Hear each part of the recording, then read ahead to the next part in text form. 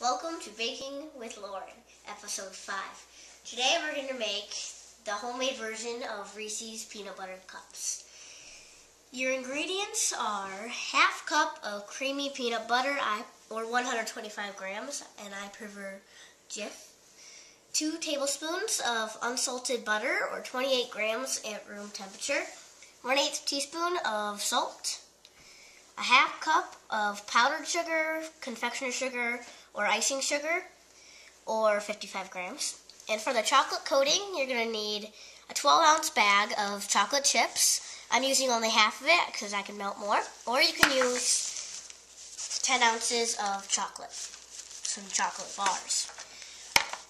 For a whole pack of the chocolate chips, or for 10 ounces, you're going to need a tablespoon, but I'm only using half a bag, so I'm going to need half a teaspoon. And some peanuts for garnish, and that's optional. First step is I've lined a mini muffin tin with 36 mini muffin paper liners. It makes around 36 every time. And what we're going to do is, in a bowl, we're going to melt our half cup of Jif creamy peanut butter. You can use any brand, but I like Jif. Your butter, or you could use margarine since it's low in fat, and your salt. You're just going to put that in the microwave until it smooths. I made it before, so mine's about 20 seconds to 30 seconds. So we'll come back when that's right. Just got this out of the microwave. It was 20 seconds for me, and just till it's soft, but not the peanut butter is so melted. But the butter is probably going to get melted. You're just going to stir it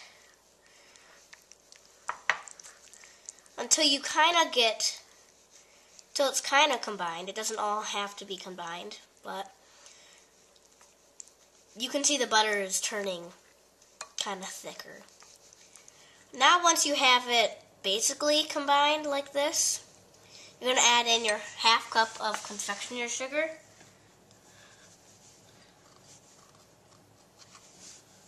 There you go. You're just going to stir that in. And it will get thick. So,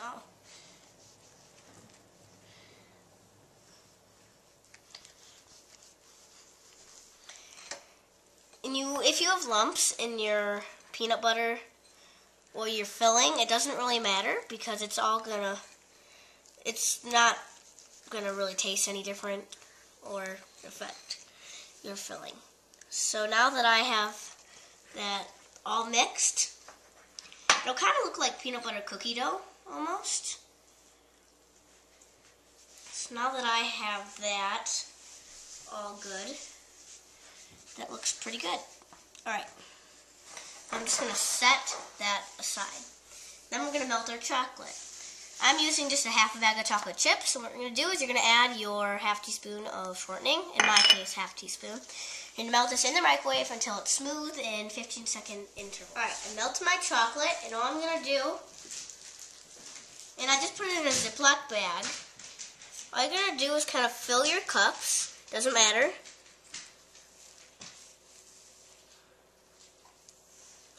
Doesn't have to be spread all around.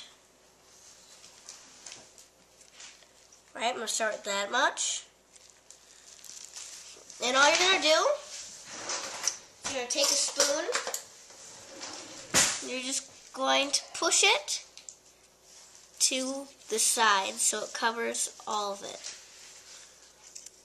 Make sure to do this right away after you've squirted it, so then it doesn't harden on you. All you're going to do is just keep pushing it to the sides. Now what you're going to do, after you've pushed it to the sides, you're going to take your peanut butter filling, and it should be thick enough where you can kind of roll it. And all you're going to do is roll it into not that big of a ball, but a good sized ball that can fit. You're going to plop it in there, take some more chocolate, and fill the tops. And same thing here. Put a dollop. You're going to probably need more on the top than you are on the bottom. And just push it down the sides.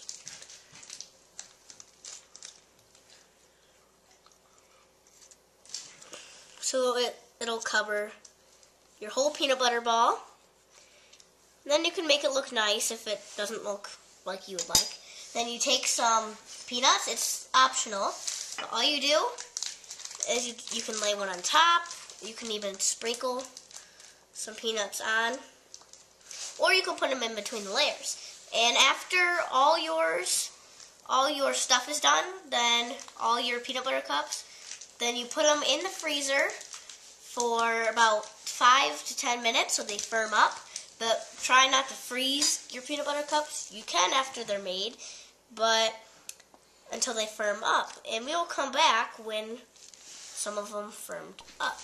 These have been in the freezer for 10 minutes. Now that the chocolate is set, you can tell if the chocolate is set if you swipe your finger and it comes off clean. And mine ended up only making 21. It probably because I only used half a bag of chocolate chips. As you can see, this is milk over here, and I switched to dark after that. And some of them I didn't put chocolate on because some of these had more chocolate than the others did. And make sure not to fill them to the top because they're going to get hard to get out of your liners later on.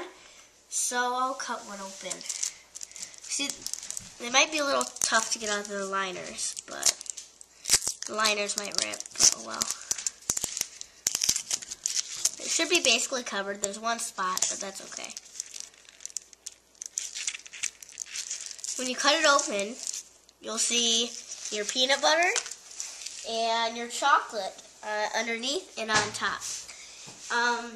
Next week's episode is episode 6. Please rate, comment, and subscribe, and leave other great baking ideas down in the description box below. Enjoy!